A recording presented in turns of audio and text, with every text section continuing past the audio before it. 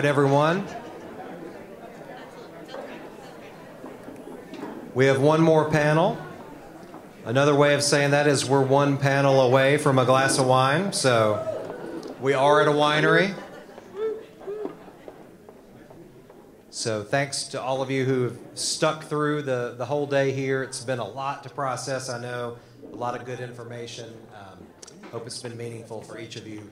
We have one more panel coming up, and you can't talk about housing without actually talking about building things, right? So we're going to talk about that, but it's hopefully going to be in a couple of some new ideas that maybe you're less familiar with and some innovative ways. I do want to point out, unfortunately, Councilwoman Jenkins had some sort of bug and was not able to join us today. She sends her regrets, but I know we have a great panel despite that absence, and I look forward to bringing them out now, and we will get started. So please welcome this Building Innovation panel. All three options.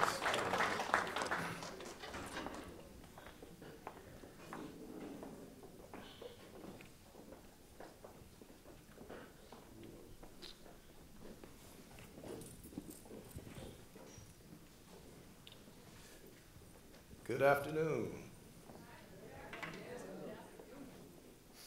Glad to see you all. Glad we're at this part of the day. We look forward to the next session, which is the reception. So we know we're in between you and a cocktail, and hopefully we'll share some insightful thoughts and get something out of this panel titled Building Innovation. And the last panel was Financial Innovation. And likewise, we want to discuss ways to help the affordability challenges with housing through construction methodologies and building design approaches, and how can we find innovations and creative approaches, new approaches to achieve the affordability in housing that we're looking for. And this can include a number of solutions, and it's not ever a one-size-fits-all for any community, and there are different ways to go about innovation in building and design and construction. And we want to open up to these gentlemen. I'm joined by Ramsey Cohen. He's with Clayton Homes, and Nick DiLuzio with the Georgia Forestry Association. I'm Ron Mayo, representing the Georgia Public Policy Foundation, and we look forward to this discussion. Gentlemen, I'll kick it off just by asking you to share some thoughts, generally speaking, about how your organization or your industry is innovating in this space as it relates to the cost of building. As building materials costs continue to rise, how are you finding ways to innovate, or how is your industry finding ways to innovate and manage the cost component to construction? Yeah, I'll be happy to go first. So for us, it really comes to a few key different things. I mean, one, there's a lot of inherent benefits that come from building off-site, right? And so our ability to produce homes quickly and build homes efficiently in our facilities helps us keep costs low. So even when we see material costs rising, the fact that we are so efficient in our build process helps us keep those costs low. Across our industry, with the range and breadth of product that we have, it's not an exaggeration to say that we have a housing solution for someone, whether they need that home to cost $45,000 or $450,000, right? And so one of the stats I love to cite in terms of our efficiency of our building process is that an average, 1,500-ish square foot home, 3-bed, 2-bath, the waste and debris from the production of that home in a facility, you can fit in close to 2 60-gallon trash cans. So you think about just how efficient we are with our materials. That inherently keeps costs low.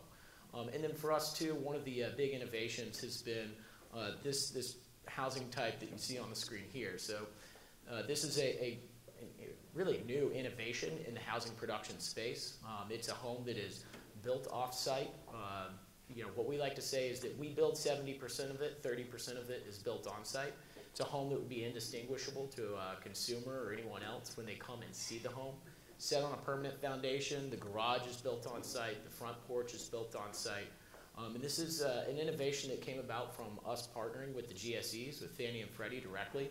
As far as I know, I don't think there are any other finance programs that they've created that are as specific and exacting in the exact types of materials used in the production of the home, certain design aesthetics that the home has to have. And so we're required to have those, like certain amounts of length for dormer or eaves, upgraded cabinetry. The garage is a requirement. But what it's enabled us to do is now have a home that, you know, capitalizes on the cost savings that we have from building off-site. But that home, when delivered to a home site and set on a permanent foundation, now appreciates and finances just like a site-built home. And in fact, the GSEs so firmly believe in this product as a housing solution that you're now required, appraisers are required to use 2 site-built homes when finding comparables for these off-site built homes. So there's a development that you can see there in East Tennessee. And the other thing that we're really trying to capitalize on is that there's an incredible shortage, right, of not just affordable housing, but housing more generally. We're behind by a number of units.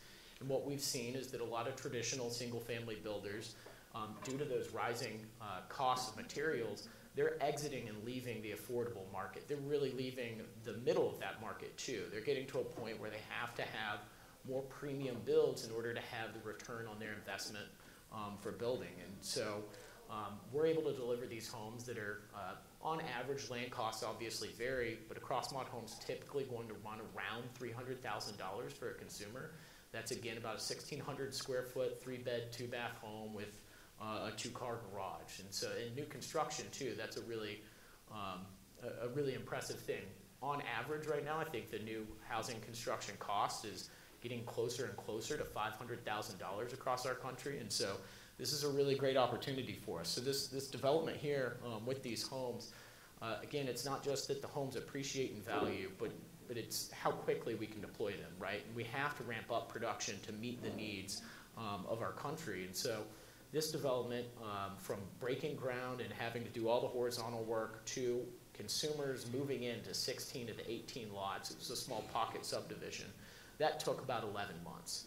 You're very, very hard pressed, and I don't know of any traditional site builders that can break ground, finish, and have consumers living in a home for 16 homes in 11 months. That's a rate that isn't achievable unless you take a lot of that work from the on-site components and move those to the off-site. So that product is really one of the key ways that we're innovating around affordability. And then the other is really centered around our move to building to zero energy ready standards. So starting next year, every home that we produce for our off-site built part of the business, those homes will all be built to meet the Department of Energy's zero energy ready home standard. So essentially the roof truss, everything's designed to have solar panels equipped to it. The electric box is set and ready to receive any sort of renewable energy resource.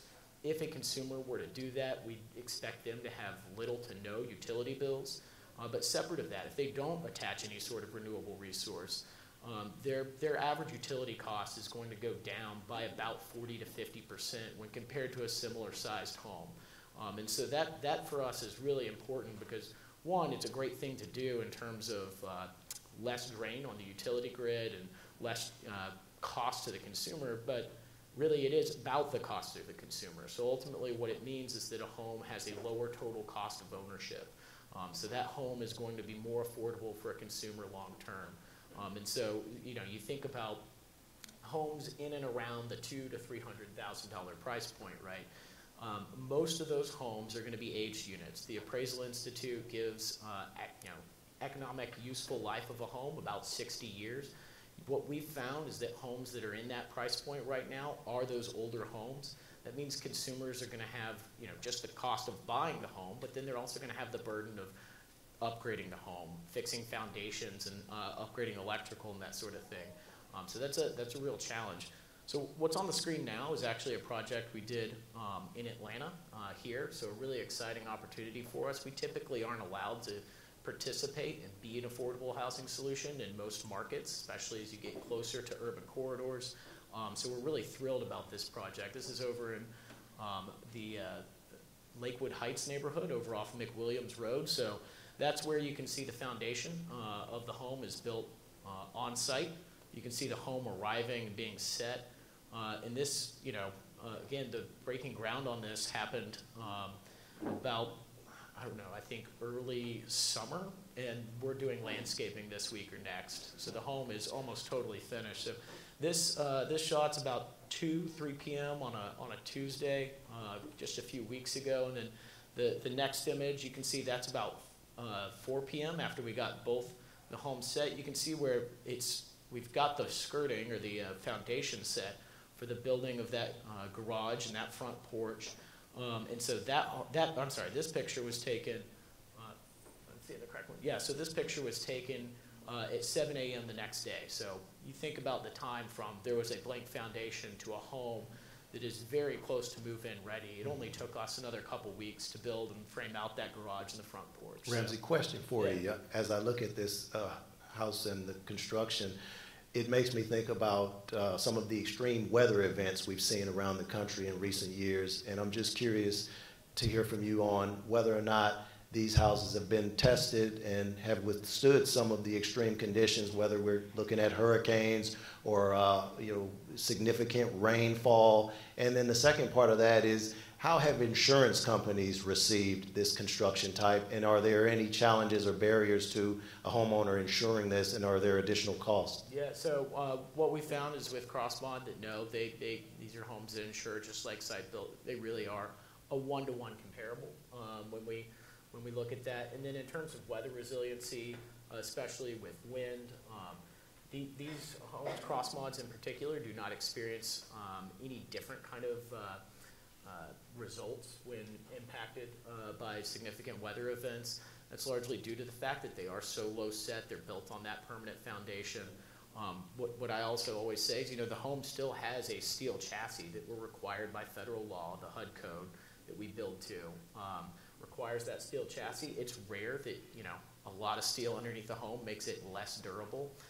So we build the homes to ensure that they meet wind zone standards based on what part of the country that home will ultimately be placed. And, typically our homes have to travel right from the facility to the home site. And so most homes don't go through a 70-mile-per-hour wind test before they're finished. Every single one of ours does. So that's so anyway, those are kind of our big two, is the development of innovative new solutions that blur that line between on-site and off-site construction, and then focusing on the holistic cost of home ownership, not just thinking about the initial cost, but that hidden second mortgage that someone can be hit with a home that is not as energy efficient as it could be. So we're really proud of those two things. Yeah. And Nick, you talked about life cycle costs, and Ramsey just mentioned the term holistic cost. Would you share some thoughts on how your industry is really innovating in ways that reduce the life cycle cost or the long-term cost of construction, and how those innovations are helping more communities achieve affordable housing solutions? Yeah, absolutely. So I'm willing to bet that I'm the only forester in the room today. And we talked earlier about oh, we got one? Yes, I love it. So we talked earlier about the 4 L's and then the 5 L's, and I represent the 6th and what may be the most important L, and that's lumber. Now, lumber is not new, it's not innovative, but we're working on some new and innovative uses of wood and lumber. So when we talk about wood in construction and in housing, there's really 3 types of wood construction. Light frame or stick frame, so that's your traditional 2x4, 2x6s, what you think of in single-family homes, low-rise, multifamily. Heavy timber, which are beams, 4x4s, 6x6s. But heavy timber is cut from one solid piece of wood, and then mass timber. And so that's what we're here to talk about today, is mass timber. And so that picture that you see on that slide, that is a picture of a mass timber building here in Atlanta. That's the T3 building up in West Midtown near Atlantic Station. Not too far from here. That was the first mass timber building completed in Atlanta back in 2019. And we're lucky to be here at Ponce City Market, where I think, I feel like we're in a cave right here, so I'm not sure, but I think it's right behind us. If you go out the entrance that you came in and turn left, make another left before you hit the food hall. 619 Ponce is a new mass timber building that Jamestown is building here on site. So I'd encourage you to walk down. It's still under construction, but you can see the wood from outside the construction fence. And if you go right in front of Allbirds, there's a display, mass timber display that we built, we partnered with Jamestown to build earlier this spring, so you can see it and touch it and see what this material is like. Next slide. But mass timber is really a term for several different types of building materials, where it's taking dimensional lumber, 2x4s, 2x6s typically, gluing them or laminating them together to make these much larger, oftentimes massive pieces of wood. And that can be both beams and columns and panels. So it can be used in both vertical, and in terms of walls, and horizontal floor and ceiling applications. And the picture that you see on that slide is from Ascent. It is currently the tallest mass timber building in the world. It's, of all places, in Milwaukee, Wisconsin. Yes, I know, random. But it's 25 stories, mass timber. It is multifamily housing. Nothing about that building is affordable. It's beautiful. It's right on the lakefront. We went up earlier this spring to visit it. But that gives you an idea of what mass timber in a residential multifamily application looks like. So I mentioned I'll give you all the really quick mass timber 101. There's a couple different types of mass timber that I mentioned. Really the two that most common here in the South that we focus on are glue laminated beams. That's not new. Glue lam's been around for almost 100 years. So you can go in a lot of buildings and see glue lam, and that's just taking dimensional lumber, 2x4s, 2x6s, stacking them on top of each other and gluing it together to make these really large beams and columns. At one point, the 619 building right behind us had the longest glue lam beam that had ever been produced in the U.S. That might have since been surpassed, and that's only been in the last couple months. And then CLT, cross-laminated timber, is the other big one. And so that's what 619 Ponce is using here. We're big on CLT because that's manufactured here in the South. And so that's taking 2x4s, 2x6s, gluing them together side by side in a sheet, and then laying those sheets on top of each other so that they're either 3, 5, or 7 layers thick of wood at a 90-degree angle. So you can make really big, really strong and durable panels or sheets of wood using CLT.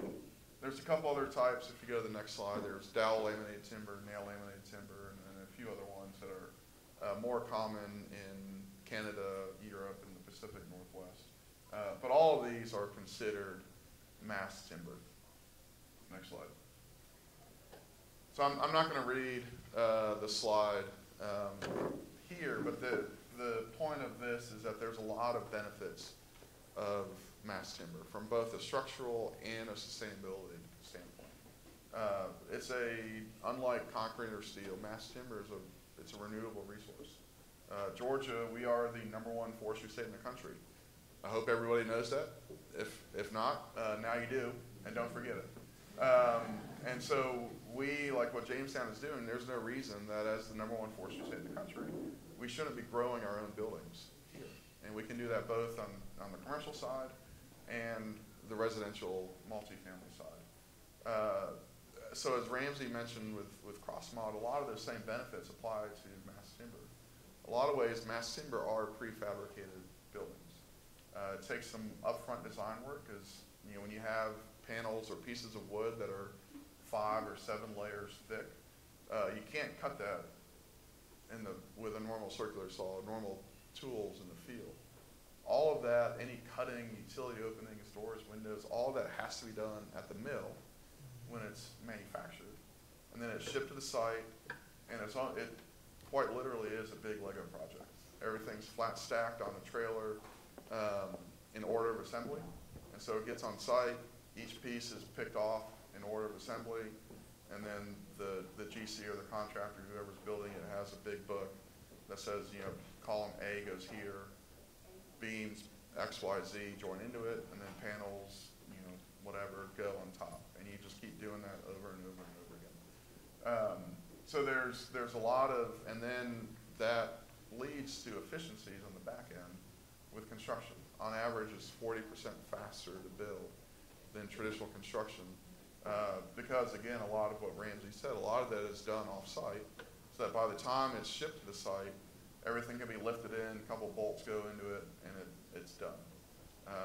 So, mass timber, it's still relatively new into the U.S. It originated really about 50 years ago in Europe, migrated to the Pacific Northwest, and over the last 10 to 20 years has really taken off across the country. So it's still a young supply chain, a growing supply chain, but we're getting to the point now where there's examples of mass timber being used in affordable housing.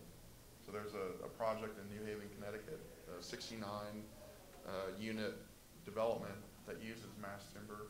I believe it's either 60 or 80% of those are affordable units. There's been a project in Sacramento, California, also utilizing mass timber. And I think we're going to start seeing a lot more mass timber being used not just in housing but in affordable housing in the future. And one big thing that drives that is standardization. Mass timber is still relatively new. Apologies if there's any architects in the room, but architects don't like building what's been done already. They like doing things that are new and cool and unique and shiny, and yes, I'm generalizing here. But when you do that, that's expensive. So almost every mass timber building that's been built in the country is unique. It's a one of one. Every one is a custom building. And so for us to get to affordability, and it's a path that the mass timber industry is going down, we need standardization. And so there's manufacturers in North Carolina and Texas that are taking CLT and they're making a standard 4-foot by 8-foot CLT panel. So much as you go to a Lowe's or Home Depot now and you buy lumber off the shelf and it's going to be in a standard dimension, they're working to standardize the size and the dimensions of these mass timber and CLT panels so that you can put them in the back of a pickup truck. And that standardization and that efficiency is ultimately what leads to cost savings at the end. So I think we're going to start seeing a lot more mass timber in affordable housing. And one other, I was talking with Whitney before he came up on stage. She made the comment, like, I love wood. I certainly love wood, everybody does. And so there's this kind of whole focus now of biophilia and biophilic design. And being in a mass timber building, whether it's office space or housing, when you're surrounded by wood, it has a calming, a relaxing impact on people. So there's a lot of studies that have been done that show kind of the health benefits of being surrounded by wood, and that doesn't happen with concrete and steel. And so I think there's a lot of potential for mass timber in the future in housing. And Ramsey, I don't even remember your question. I think you answered it. I don't know if I answered it. One thought I had, Nick and Ramsey both, is we hear a lot about the labor shortage in the construction industry, whether it's skilled trades, people, electricians, just general contracting services that are in short supply. And I would imagine that's driving costs. It's simple economics, supply and demand. When you have fewer workers, there's going to be more demand on their time, and it's going to lead to higher costs in the labor for those services. How are you all addressing those through your innovations? Are you able to get more with less in terms of labor and stand in the gap, so to speak, with the labor shortage we have, where there's just not enough skilled tradespeople to complete many of the construction projects? And I don't know if anyone's tried to hire a contractor to build a deck or an addition to a house, but you may wait a few weeks or months, or they may go from one job to another before they get back to you, and it's just sometimes there's long costs. There are the additional costs because of the time delays. Are you able to address those in any of the innovations you described? Yeah, so I think I'll back up and share a story that I think answers that question. So we went through a journey a few years ago of really wanting to focus on trying to improve our customer experience, right? We wanted to, regardless of the price point of the home that someone's getting, that's their Taj Mahal, right? You've worked your whole life to save up and buy your first home and own your own home. And so we wanted to really make sure that every customer touch point we had was at the highest level, right? And so as we went through that, what we found was that we weren't able to achieve that if we weren't focused on our team member experience first. And so each one of our facilities employs around 200 to 300 people, depending on the size of the facility. And what we found is that if we really heavily invested in those individuals and we made it to where they had rewarding, a career journey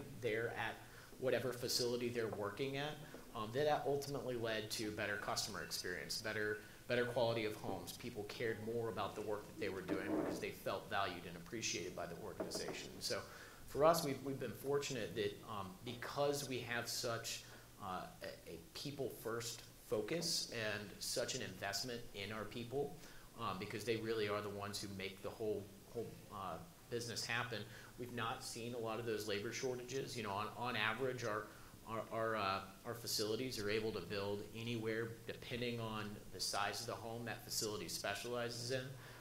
They're building anywhere between 8 to 12 homes a week. And so, you know, that's again back to our speed of production. But as a result, we're not seeing that kind of constraint. We haven't yet felt that squeeze or seen that result in higher cost homes for consumers. And again, that's because we're able to build it in a facility, climate controlled, with team members who are there and able to focus on their section of the business. And you know, I was struck when you talked about standardization. For us, that's really, really key, because you know, we are able to build to the same code each and every time, right? The engine that makes our whole industry run is the HUD code. That's what we call the federal building code that Housing Urban Development has given to the industry, that every home has to be built to be inspected and receive a HUD certified tag. And so that standardization of building process and building requirements, really that's what lets us move homes through a facility at the speed that we can, because it's a repeatable process and we have that standardization. So those are two ways that we're not seeing and feeling that squeeze in terms of labor, but it's again because we've had a lot of time invested in creating really fantastic work environments for our team members to ensure that they're not going to leave. You know, one of my favorite things to do is if you take someone on a facility tour, I always tell them, like, hey, look around at the bump caps of all the team members working in our facility, and you'll see a number.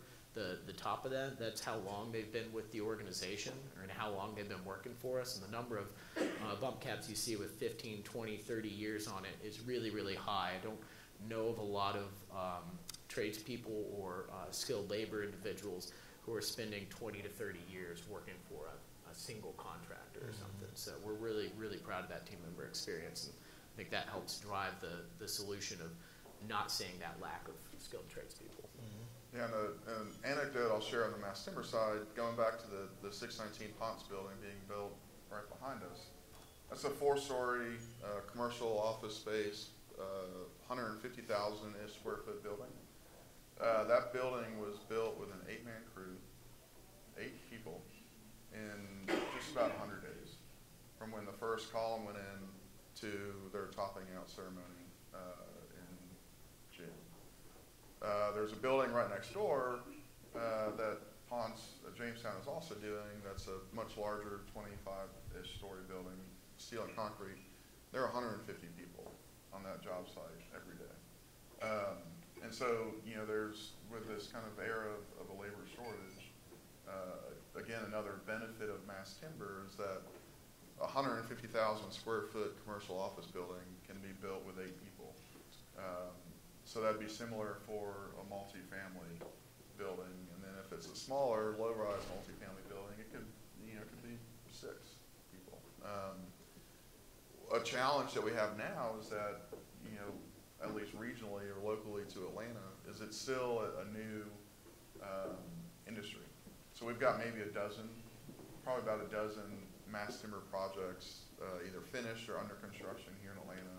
There's a couple in Savannah, but it's fairly new. And so the 8 people that erected 619 Ponce, none of them were local. So they came in from Seattle, they came in from Colorado, they came in from elsewhere in the country. So that's one of the things that we're working on. We want to build that local workforce, and so that as mass timber continues to take off, not only can we grow the buildings here in the state and manufacture them here in the state, but we can use our local people, our residents, our citizens to build these buildings. And so that's coming, and again, that's part of kind of this young and mature supply chain. Mm-hmm. One thing we know that's always going to be local politics. What regulatory restrictions are you seeing that may cause challenges or issues with development and creating more housing? Yeah, I'm glad you brought that up, because that is the single largest barrier to us being more a part of the affordable housing solution. We are, I think I mentioned earlier that typically when you move close to cities and urban corridors, and even in a lot of rural places, there is outdated stigma and understanding of what our products are and what offsite construction can yield. And frankly, there's a lot of incorrect perceptions about the kinds of people that live in those homes, right? And so we've even seen there's some states that have rules that you can't have a manufactured home within a certain distance of a school. So that indicates that there's an assumption about the person who lives in those kinds of homes. And so for us, zoning barriers really is the biggest one. I mentioned the HUD code, that federal building code that we build to.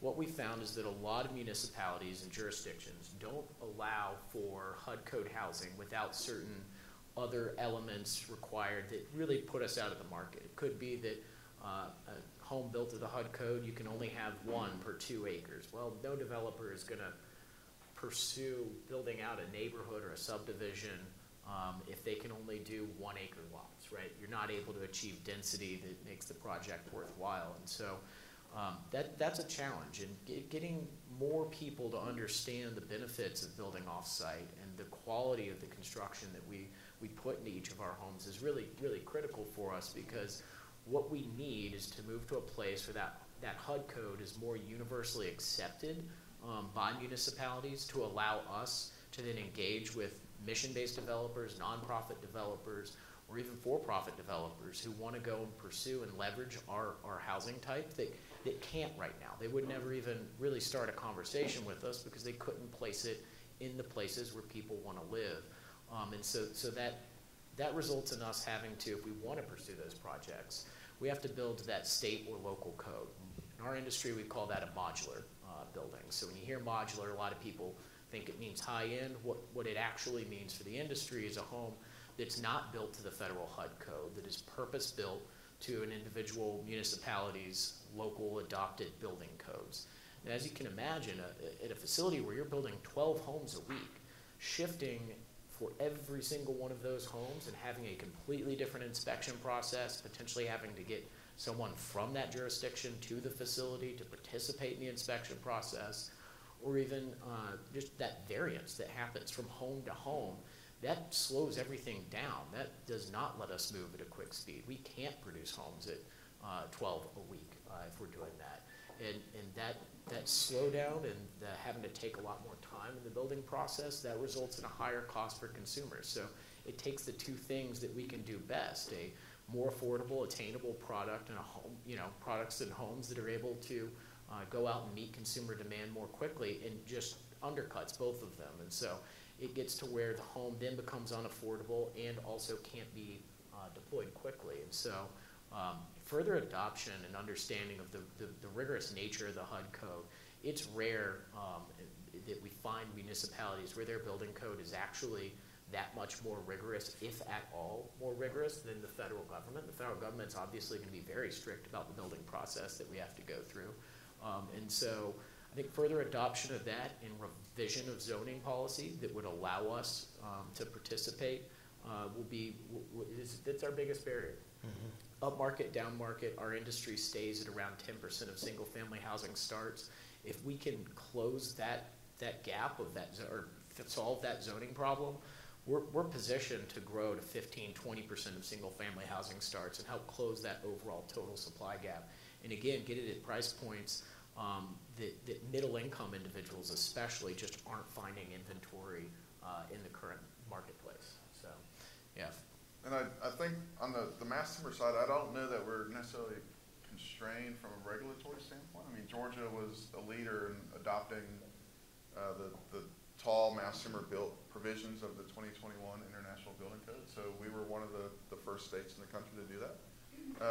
And so in Georgia, we can build up to 18 stories tall out of mass timber. And there's a building that'll be breaking ground hopefully in January, and right in the heart of Buckhead, that'll be a 20-story high-rise mass timber multifamily building. And so, you know, in some ways we've been a leader in that space. I think some of the challenges with mass timber come code. Part of code is still a challenge. So I'm not going to get into all the nitty-gritty details because it's almost cocktail time. But under some of the codes, depending on the building type, there's a requirement of how much coverage you have to have. And so that's how much non-wood or drywall or other material you have covering up the wood. And that's primarily from a fire perspective. But some of these tall mass timber buildings require 100% coverage. And so for developers, for a lot of people, if you build an 18-story tall building, but then you're required by code to cover up 100% of the wood, they're saying, well, why use wood? If that's all going to be, part of it is the aesthetics, like that slide I had earlier in that picture of having that exposed wood. There's ways around that. So, Ascent in Milwaukee got around it. I'm hoping that the building in Buckhead will be able to get around that. But so that's still a challenge. A lot of I think the bigger challenge with mass timber is just awareness. Atlanta has a number of mass timber build projects underway. So building officials, code officials here in Atlanta, I hope at this point should be familiar with mass timber. You go outside of that, and most places, most municipalities across the state haven't worked with mass timber before. They probably haven't seen it, maybe not even heard of it.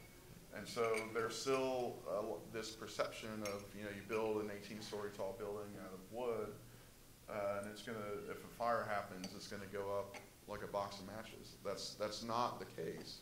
We have the data, we have all the testing that shows that it outperforms steel and concrete in fire, but there's still a perception and an education and awareness challenge out there, and that's something that we're working to address. And the last thing I'll mention on kind of the challenges side is insurance. We've heard about insurance earlier. Insurance is a challenge in mass timber. I talk a lot about how awesome it is. I think it's the best thing, if not better, than sliced bread. But it does come with its challenges, and insurance is one of them. We have tons of data showing that it outperforms concrete and steel in terms of strength, in terms of seismic activity, in terms of fire. Just a couple months ago, a group of researchers in California built a 10-story mass timber building on a 360-degree shaker table, where they were able to replicate two of the strongest earthquakes on record, one in California, one in Japan. And the building's still standing today. They're going to keep testing it until they basically destroy it. They've talked about lighting it on fire at the end. I really hope they do that. I think that'd be awesome. But we have a ton of data, but we've never had a real-world catastrophic loss of a mass timber building. And so insurers say, well, we know what happened. We know that data shows that this is what would happen, but they haven't seen it in the real world. And so there's still, on the construction risk side, a lot of times mass timber insurance premiums are 200 to 300% higher than traditional building materials. Same once a building is occupied, there's a premium on the insurance premiums that are paid. And so as we're thinking about affordability and this kind of holistic affordability of not just the cost of the material, the cost of the building itself, but utilities and insurance and everything that goes into owning and living in a home or apartment or condo, Insurance is a big part of that. And so it's something that, again, as the supply chain matures, I think that will resolve itself over time. We're within GFA, we're trying to find solutions at the state level to help with that, whether it's an insurance pool or some type of a shared insurance program. So if any of you have ideas, I'm a forester, I'm not an insurance guy, but let me know. We want to figure it out if we can. Mm-hmm. Nick, I have one question before we go to the audience's two questions. We're in Atlanta, and people can be emotional about the environment, and my thought is that if you present the idea of using more timber and more wood, then someone may have a thought that you're cutting down more trees. Yep. And I know Georgia has an abundance. As you mentioned, we're #1 for forestry, and I know there's a lot of undeveloped land and considerable amount of timber in the state. Is there just such an abundance that it's not a concern for you, or how do you address that with people who may be concerned for the environmental adverse effects of cutting and using more timber? Yeah, that's a great question. For the record, I did not plant that question, but it's one that comes up all the time. And you know, in Georgia, we have 22 million acres of privately owned forest land across the state. We grow, on average, about 50% more volume or biomass than we harvest every year. Now, from a sustainability standpoint, that's great. That's a great story. From an economic standpoint for the landowner, that's not so great. We have a pretty significant oversupply of wood on the stump today, wood that's growing, that needs to be cut and needs to be harvested. So stumpage is the price that a landowner gets paid for their timber. Stumpage prices, using round numbers for pine in the south, hovered around $50 a ton back before 2008. 2008, housing collapsed. When housing collapses, lumber collapses. Stumpage went from $50 a ton to $18-ish a ton, almost overnight. And so landowners said, well, I could have just sold this for $50 a ton. Now you're offering me $18, $20. I'm not going to sell it. I'm just going to wait. Unfortunately, stumpage hasn't really changed since 2008. So you factor in inflation, and it's at all-time historical lows now. And owning land, carrying land, managing and maintaining land, it's expensive. You know, there's taxes and there's all the management activities that go into it. So it's hard. It's challenging for landowners right now to be able to afford to keep their forest land as forest land. And so a lot of times it sounds counterintuitive. But to protect our forests and to keep our forests as forests, we actually need to start harvesting more. We need to get that supply back in balance. And so the stumpage price, what's going to the landowners, will start coming up. I don't know that we'll ever get back to 2008 levels. I hope we do. But it needs to get to a point where a landowner can afford, if they want to keep their forest land as forest land, and not convert to development or another non-forest use. So we have a lot of trees. We're going to continue to have a lot of trees, and we have in the southeast the supply to supply mass timber. That's not true in other regions of the country. Okay, we get significant pushback from permitting departments and HOAs, homeowners associations, on our modular homes, and I take it this is from a city official or county official. How have you been successful in overcoming that? Yeah, if anybody says they're super successful at it, I'd love to meet them, because that's a hard one. I've spent a lot of time in front of neighborhood associations, just kind of getting yelled at, letting people get upset. And you know, I think the best way that we've found to overcome that is, one, being innovative. So finding solutions like the cross mod, that we're able to achieve design and aesthetics that consumers want to see.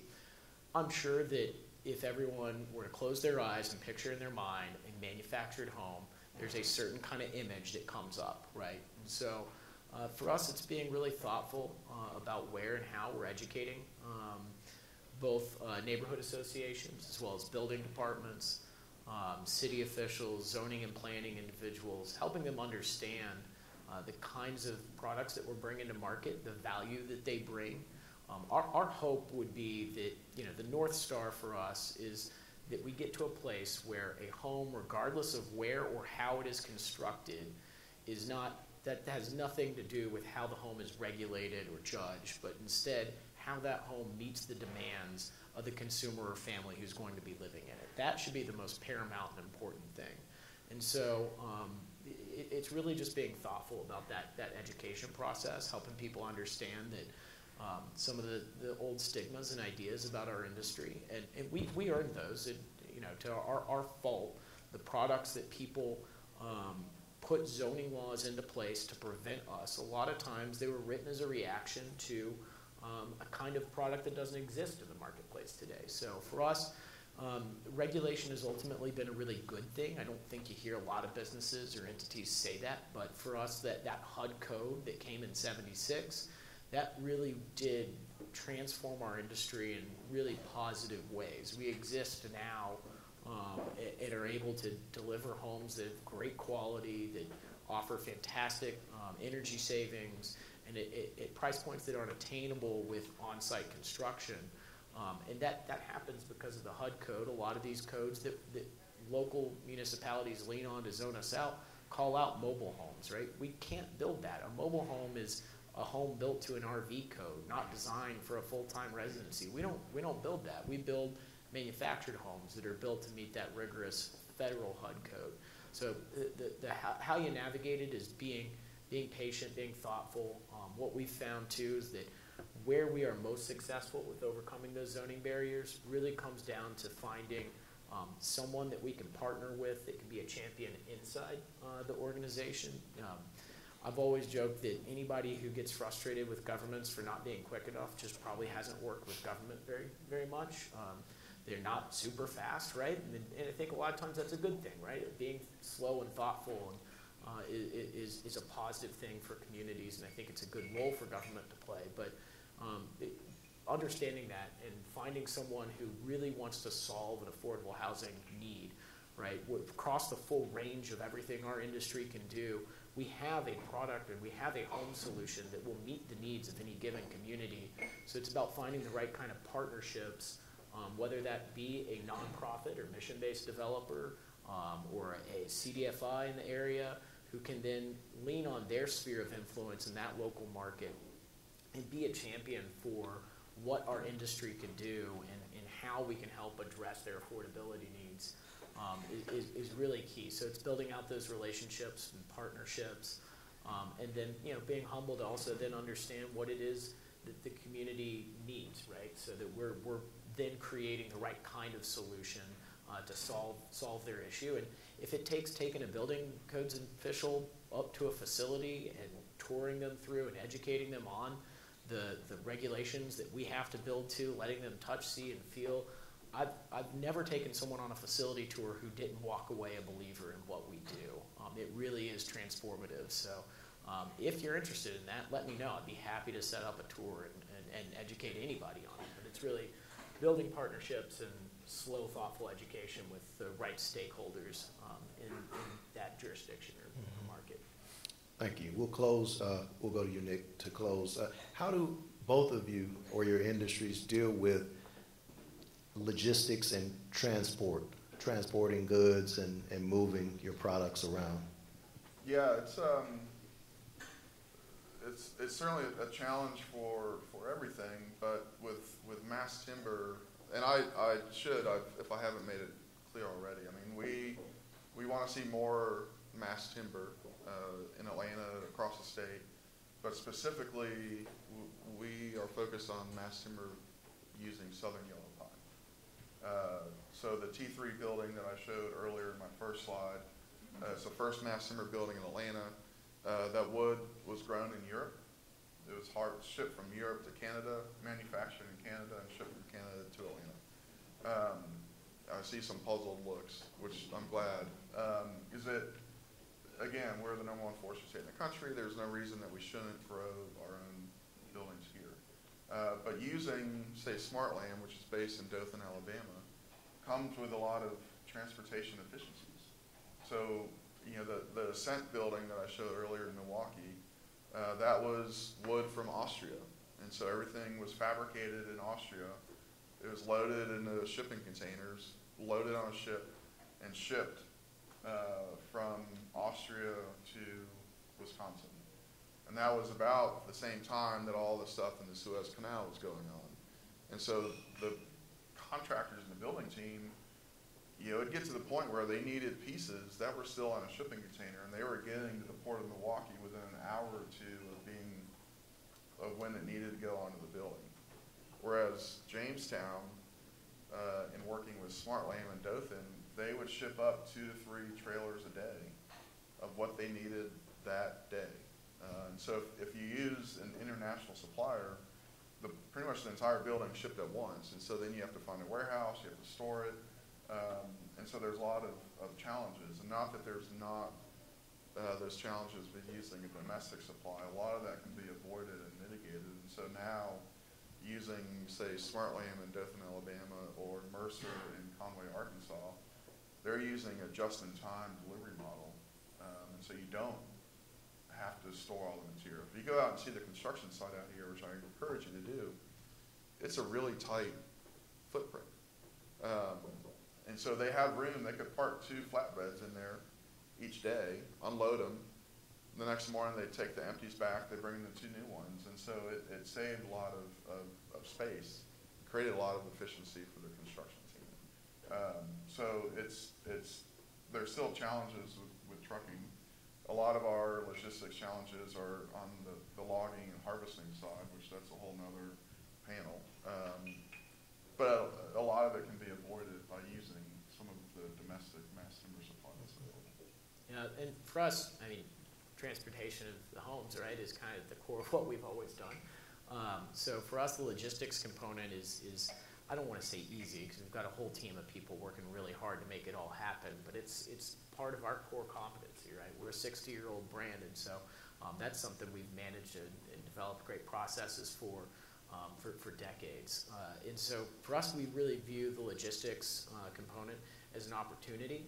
So we have 40 building facilities across the entire country, and that's really designed so that each one of them can serve different markets with different products and different home types or price points. So wherever you live in the country, right, at least the contiguous 48, right, we've got a building facility nearby that's going to be able to serve the needs of homeowners and communities wherever they are. The other thing that we've really focused on is trying to get even more vertically integrated to the point where we're now building our own roof trusses.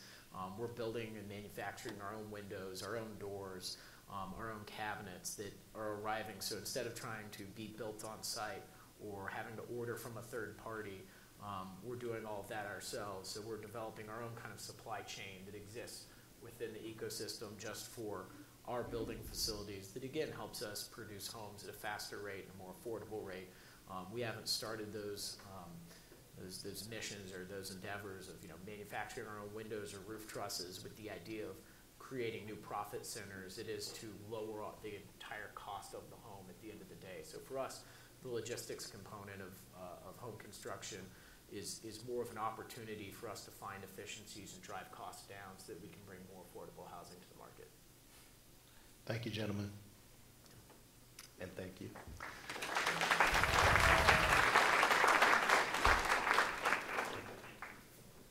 All right. Thank you to that panel. Very informative, very interesting, and thank you to our audience for sticking with us for 5 hours of talking about housing policy. But I take it that you are all as inspired by this information as I have been. We've really talked about the size of the problem, exactly the size of the hole we're in, and we're still really digging that hole. We haven't started filling it in yet. But we're working toward that and being able to do that. But I hope you've also heard how this problem can be solved, how it's being solved in certain communities. And that's really the key here. Every community faces a version of this problem, but every community has the ability to solve it for themselves. Here in Georgia, we want to be part of helping with that, assisting with that, whether it's just providing ideas, providing relationships, coming and talking with you through some of the challenges you may face, and how we can connect the right people with you so that you can come to that solution on your own, something that fits your community and will be embraced by your community and then betters your community. So we'd love to continue the conversation in the barrel room now. I guess I need to thank our sponsors one more time. Is the slide coming up? There we go. All right, yes. We have the Verizon Foundation, the Beth and Ravenel Curry Foundation, the Georgia Association of Realtors, and HL Strategies. Please thank them with me here. To get to the barrel room, you'll go out these double doors here, take a right, go past the entrance to the restrooms, and you'll walk straight into it. We hope you'll join us there for a drink and some more conversation. And until then, we're adjourned. Thank you.